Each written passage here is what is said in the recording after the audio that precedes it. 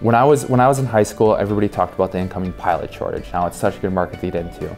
And I would say right now there's probably a drone operator shortage. I don't think there's any denying that drones are exciting technology and it's going to be a big part of the future. So getting people that are excited and passionate about it early on would be a good thing. Obviously photography's an age-old hobby, and up until recently, I would say in the last 3 or 4 years, aerial photography was reserved for people that had money to charter helicopters.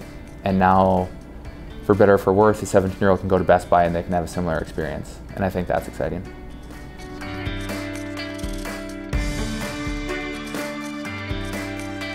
Brandon and I, we want to be the best.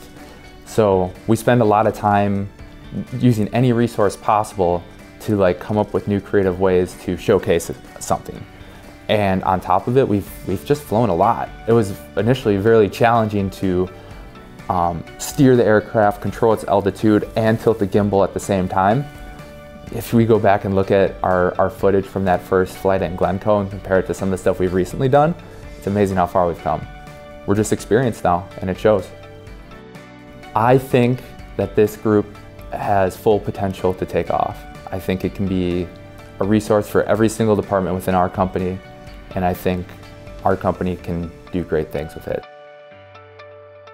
It's exciting. It's exciting.